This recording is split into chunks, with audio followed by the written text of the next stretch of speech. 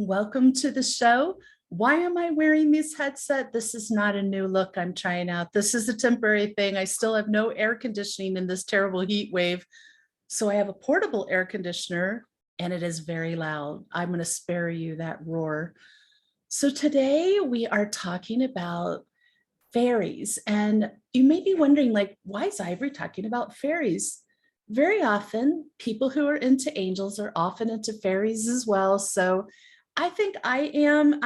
On my mother's side, I have a lot of Irish heritage, and I wasn't raised with that culture. Like my mom would sing when Irish eyes are smiling, and that's about the extent of the Irish culture I was raised with.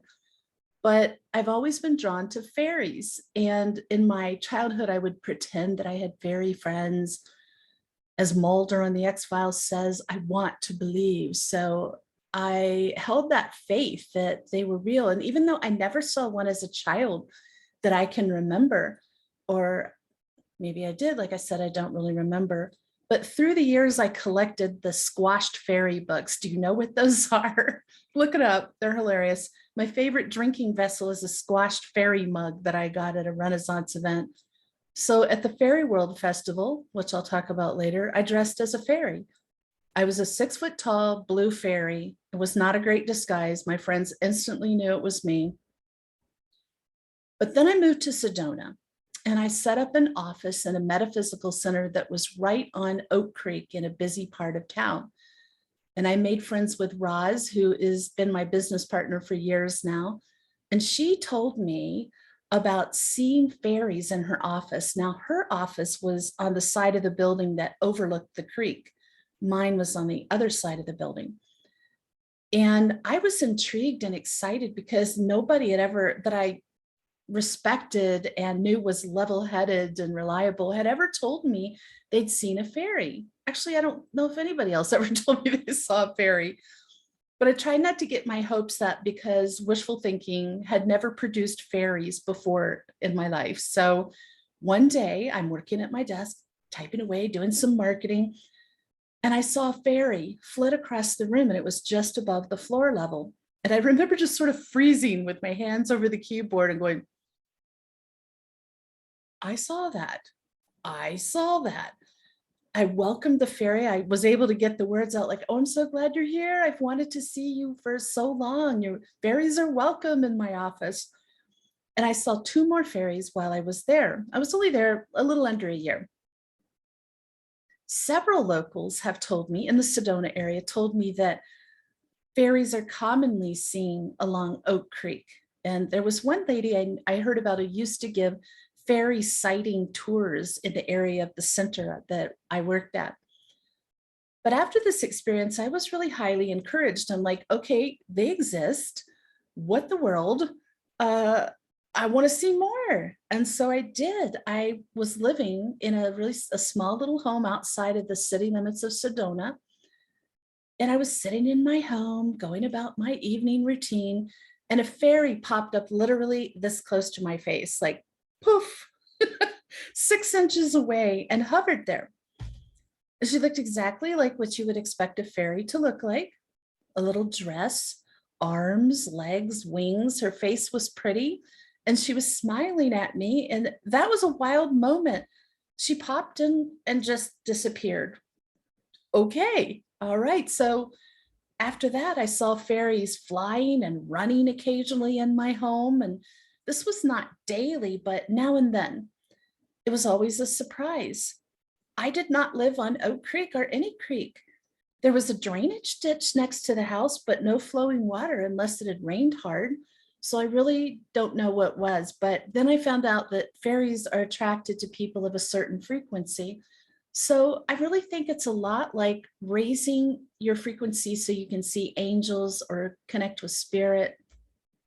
You reach a certain frequency and certain things that can begin to be manifest to you. You'll be able to see them, hear them, feel them. So apparently I reached the fairy frequency. So interesting. So work on your frequency. The world of fairies will be visible to you. You can believe my experiences or not. My job is never to convince you that something is real or true, but I like to share my actual experiences with you as inspiration, and just because if you don't know things are real, why would you try to connect with it? So what do let's just talk a little bit about this. I know how difficult it is to believe something you've never experienced yourself. And so I'm a skeptic by nature. I get it. And I respect skeptics, because that means you don't trust everything you hear. You're not gullible. That's a good thing. But let's talk about the different kinds of fairies, where they are in the world, what they look like, how you can know that fairies are around you, and whether they're solo or social creatures. So I actually got this, all these questions came from one of my clients, Lindsay. So Lindsay is really into this topic today. She's like, I'm all over it. I've got questions. So I'm like, I will be sure. Some of them were already on my list, but I added a couple new ones. So let's start with a history of the word fairy. It actually is pretty ancient, and it comes from the European ba, meaning to speak, tell, or say, later developed into a Latin word fata, meaning the fates. And from the Latin developed the old French terms fae, you probably heard that, meaning fairy, meaning land of fairies, meeting of fairies, enchantment, magic, all of that. From the Old French developed the Middle English term fairy, spelled F-A-I-R-I-E, and that means the country or home of supernatural or legendary creatures, fairyland, or something incredible. From the Middle English developed the modern term fairy with a Y, as most people are used to seeing it and spelling it. And this meaning is really the same. So in modern terms, you can use the terms fairy with different spellings, fae, F-A-E, or F-A-Y, can all be used in place of the word fairy to describe them. So let's get into the different kinds of fairies. There are many different kinds, mostly occurring in Germanic and Celtic mythology and folklore. We're going to start with dwarves. So the plural was dwarfs before J.R.R. Tolkien popularized dwarves as the plural. And it's a humanoid race in Norse mythology, usually depicted as being shorter, stocky, hairier than humans, and they often had longer lifespans. They're usually associated with vast hoards of treasure. Some of these beings turned to stone when they were in the light, and notably that would be Alvis, you might have heard, who claimed Thor's daughter as his wife. The next kind of fairy is an elf. So elves are spirits of Celtic and Welsh mythology. Often imagined as Santa's benevolent servants, they were sometimes depicted with pointed ears. Next kind is gnome. I have a fondness for gnomes too. If you ever come to my house for a session, you will see my gnomes. Gnomes were dwarf-like fairies in Renaissance mythology, and they dwelt underground. And they were introduced into Renaissance folklore and by Paracelsus, and he's one of the founders of modern scientific medicine. But he was also a man of his time, and he believed in earth spirits. There were no mentions of gnomes until Paracelsus dreamed about them. And he wrote a serious book describing them as being a foot tall. He contended that just as fish move through water and we move through air, gnomes can move through solid earth. So thank you to him for bringing this about.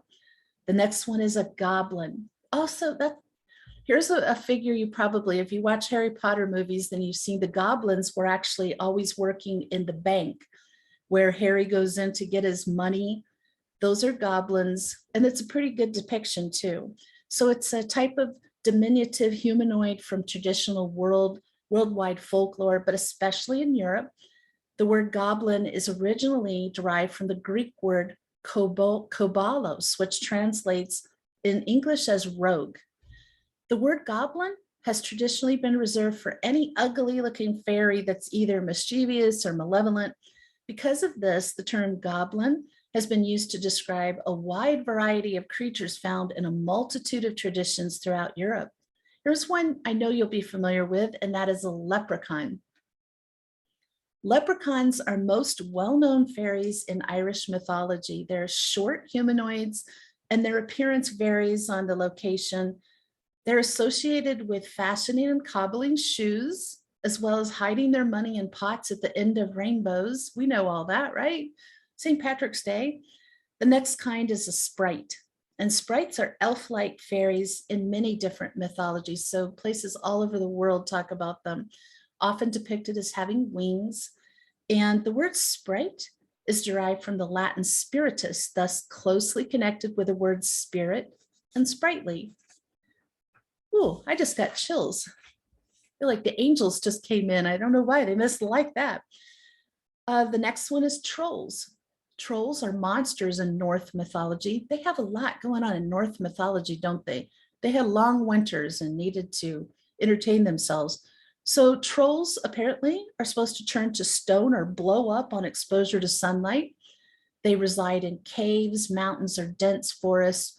Trolls are often depicted guarding passages across waterways, such as bridges or shallow crossings. If you saw the Harry Potter movies, this is another elf creature that was featured in Harry Potter movies. There was a mountain troll that attacked Hermione, Harry, and Ron in the girls' restroom. That was a good rendition of a troll. So pixies. Pixies are small, childish, and often mysterious fairies. They originate in Celtic, specifically Cornish myth. And that's another figure that came through in the Harry Potter movies. There's a scene where they're learning to get their skills built up, and the teacher has a cage of Cornish pixies that are blue that get out and just like wreak havoc all over the room. Somebody studied their folklore because they know about that. So how do you know when fairies are near? Number one, even if you didn't plant anything outside, you will notice plants growing close to your home. If you live in an urban area with no space for planting, fairies may make their presence known by blowing some dandelion seeds your way. I have this interesting thing happening at my house recently, which is I noticed I walked out the back onto my back patio, and 10 feet in on the patio next to the foundation of the house, a weed had grown up and very quickly grew to about 2 feet tall. I've never seen weeds come up there before. And then I pulled that one out. A few days later, I see a weed coming up through my pavement in my driveway where there's no crack. It's just like, where's this coming from? And so when I was reading this about this is one of the signs, I hadn't heard about it before, I thought, oh, well, maybe that's what it is, but it was very strange. Another one is small and shiny objects suddenly vanish, such as coins and pieces of jewelry. These objects may never be found as the fairies take them to their home. So I'm going to tell you a little story about something that happened at that house that I lived in Sedona. After I saw the fairy flit up right in front of my face, maybe a week later, if even that, I was standing in the restroom putting makeup on, and I had a little shiny gold cap to a blush container, and it dropped down on the floor. Now, there's nowhere for that cap to hide. I immediately knelt down. There's no cap. I thought, well, maybe it rolled into the closet. I checked every square inch of that thing. Even after I moved and everything was emptied from the house, the cap never reappeared. And it was a nice little shiny object. So I think the fairies took it. Another sign is if you have pets, they may suddenly exhibit being happy and energetic and dancing, running, jumping around. And it might be that the fairies are playing with them. You might notice your pet looking sideways, following invisible movements around them that you don't see a source of. And at night, or even during sunset, you might hear small, strange taps, the source of which you're unable to find. I have to say that's a regular occurrence at my house. Tap, tap, tap, tap. You will see wild birds come and perch near your home. They're singing their songs briefly and then fly away, and they'll do that when fairies are in your home. There's other reasons that can happen too, related to spirit, but this is a show about fairies. If you feel compelled to take a photo and you don't see anything, you don't even know why, just do it. I've done this, and at that same house in Sedona, I have pictures of what looks like a royal blue fairy flying in my front yard in broad daylight. I could see it with my eyes, but the camera picked it up. So I thought you might be interested to know, if you haven't seen fairies yet and you're into it and you'd love to see them, how to attract fairies to your home. Place small indoor plants in your home. They don't have to be expensive. What's important is for the plants to be alive and fresh, not dried. If the plants have fragrant blooms or leaves, such as lavender, even better, fairies will like that. Open the windows frequently to let fresh air and some sunshine inside your home. I have to tell you, I have terrible allergies to dust and trees and grass, so I really don't open my windows, and the fairies still come in just fine. So if you can't do that, I don't think it's a prerequisite. Use curtains made of light materials so they won't completely block the sunlight. Minimize your use of appliances that emit strong energy waves, such as the microwave. Fairies like it when you make them feel welcome. Don't we all? We all want to feel welcome. So keep your frequency high, laugh and smile a lot, keep things light in the home. Place pretty wind chimes outside your doors, which have just a nice, pleasant, light tinkling sound. And if they reflect light, that'll be even more attractive, because remember, they like shiny objects. Leave small, shiny objects or little cakes and cookies and beverages in small cups for them. And just say it out loud. Fairies, these are for you. These are gifts for you. They'll appreciate that. Sing or play fairy chants or songs. I'm going to give you a good place to look for some fairy music, but if it's soft and light and relaxing, you could even play spa music and the fairies will like that. Creating a fairy, what I call fairy sanctuary, helps because it lets the fairies know they are being welcomed into your home. So you can choose to create a fairy sanctuary indoors or outdoors. So I'm going to talk a little bit about what that is. You can buy already made fairy houses or build your own. I built one for my business, Sedona Soul Sisters. It's in the lobby right next to the right of the reception desk. And it's been so fun to have that there. I had a great fun making it. It will be great if you paint the fairy house with bright, warm colors, as fairies do like colorful things. And putting some additional decorations will attract them. I actually had an old candle holder that had like chandelier crystals, amber colored, hanging. I took those off and repurposed them to the fairy house. So they're hanging off of these branches. And I bought fake moss for the roof of the house. And I got little fairy figurines to go in and around the house, and some little tiny flowers and a door. So, you can do things like that. And if you're not into the fairy house, then you could have maybe a little area inside or outside where you have some little fake toadstools and little miniature furniture. And you can buy those little like doorways and arches you can attach to a tree and create like a little outdoor sanctuary. But you can also put indoor plants around your fairy sanctuary, but please make sure, again, they're fresh and alive. We talked about that. If you choose to create your fairy sanctuary outdoors, know that fairies like shaded places or plants that provide shade. So choose a design spacious enough for the fairies to rest and cozy enough for them to keep coming back. You're going to be a fairy home designer. You can also consider putting small houses, ponds, and even rocks in your fairy garden. So one thing, I always had a fairy garden for decades, and it was a very simple thing. I would collect rocks from my property, and in the shady area, I would create a spiral from the rocks, and I'd put a few little shiny objects around it. And that was my fairy sanctuary for a long time, or a fairy garden. But you just wanted to embody peace and harmony. Let's talk about the appearance of fairies, not all the other kinds, but specific fairies. So they've taken a wide variety of forms within European folklore and literature. Some fairies were beautiful and graceful. The ones I've seen have been lovely, and others were hideous to look upon. Still others kind of a mix of those traits.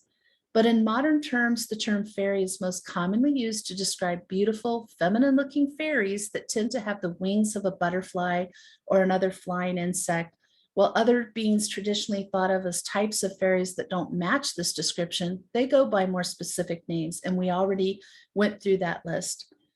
So what is the temperament? What's the personality of a fairy?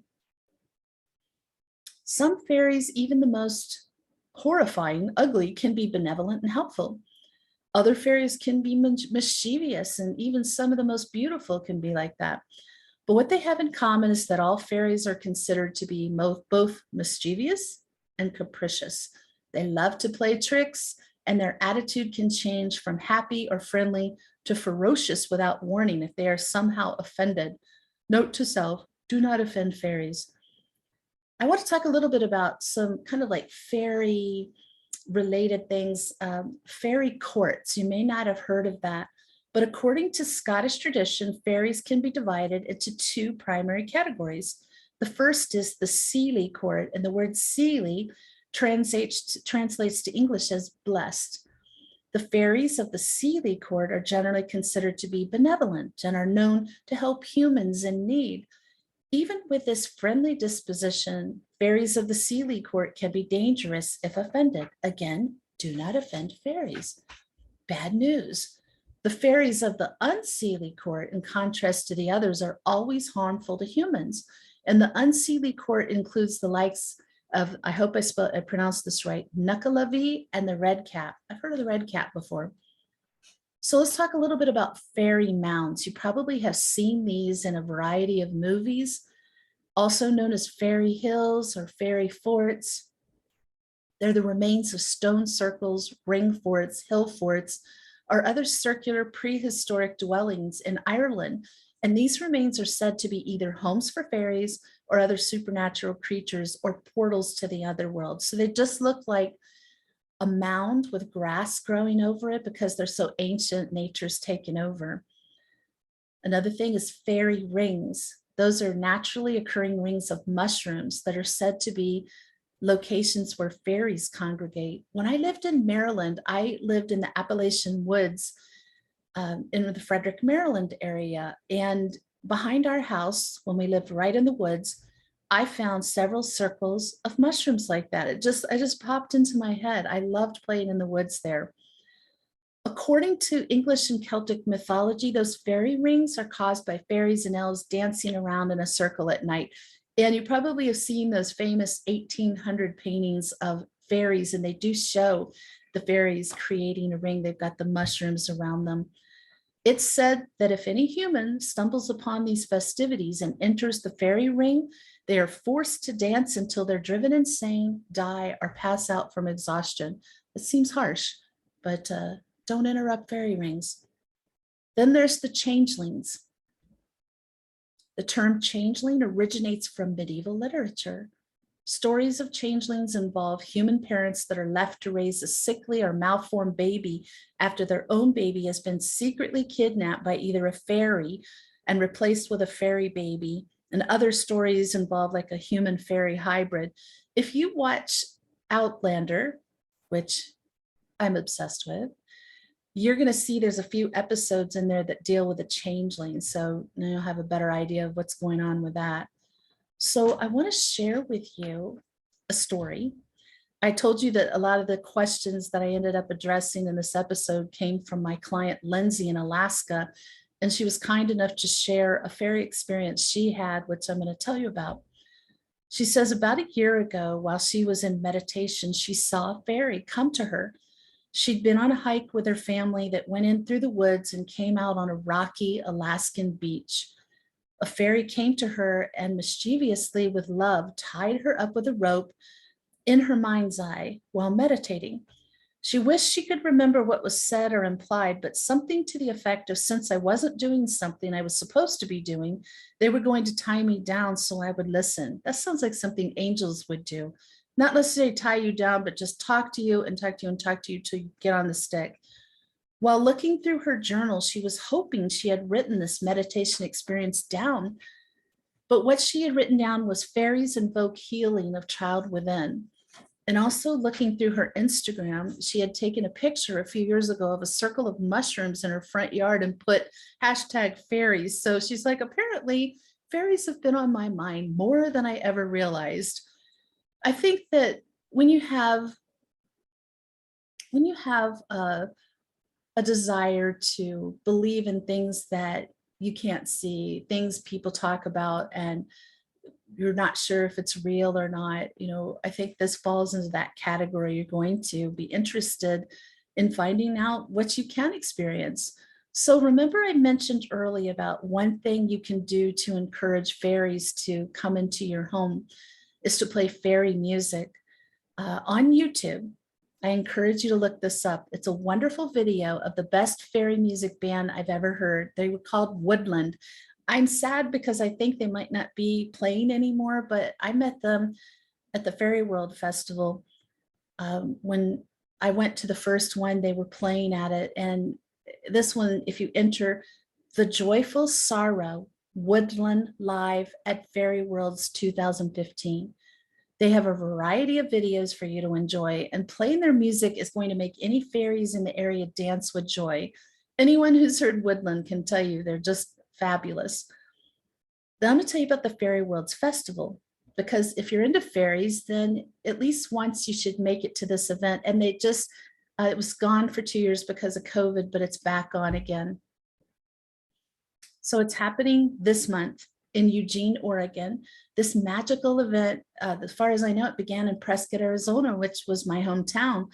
And that's the event I attended dressed as a blue fairy with my friends, and we just had a marvelous time. And then 2003, that event was held in Sedona at the Cultural Center, which was an outdoor amphitheater, no longer exists. It's in ruins now. But my band Wild Time got to play at that event. We played a long set, and I wore these incredible fairy wings my daughter made me, Michelle made me, out of metal. She took metal that's really hard to bend and put it in coils, spray painted it silver, and she attached moonstones, and then it tied onto me with like these pink chiffon ribbons. They were 4 foot tall, 4 foot wide, gorgeous on stage, but I couldn't get out on the stage because I couldn't fit between the curtains. They were so wide. I had to have assistants come because I was stuck. Hey, the lead singer can't get out on stage. But those were so much fun to wear. So if you have the chance to do it, go. It's not just music, it's vendors, it's dancing, it's a spectacle, it's anything you can think of in the fairy world. It's just so fun. And I intend to make it up there probably next year to Eugene, Oregon. And what's great about this new location, it's their permanent location now, it's in the woods.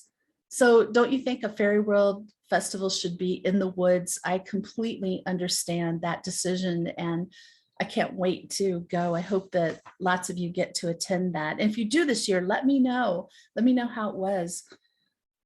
In summary, I'm just going to say to you, what do you have to lose? If you want to see fairies, or you're just totally skeptical and you think it doesn't exist, try some of these suggestions I spoke of today to lure fairies to your home. Most importantly, keep working on raising your frequency. If you don't know how to do that, if that's something new to you, go to my website, ivoryangelicmedium.com, and click on the resource tab at the top. But take that back, click on blog, and you're going to scroll over and you're going to see 10 ways to raise your frequency. There are many, many ways to raise your frequency, but those 10 ways are a great launching point for you.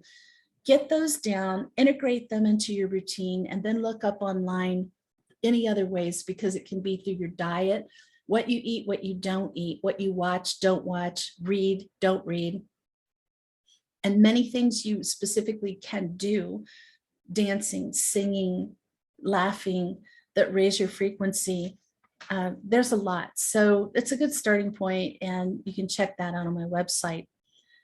Keep an eye out for them. Don't discount something. You don't write it off. It's very easy to say, oh, that's not a fairy. I imagined that. Okay, then you are eliminating your opportunity to experience something magical. Take photos when you're guided to. I can't emphasize that enough. And if you have a fairy sighting, let me know. It's an experience I wish for all of you. I'm so glad to be with you here this week. And I'll be back next week with another angelic topic. And in the meantime, may your angels surround you. May your angels protect you every moment, every day of your life. I'll see you next week.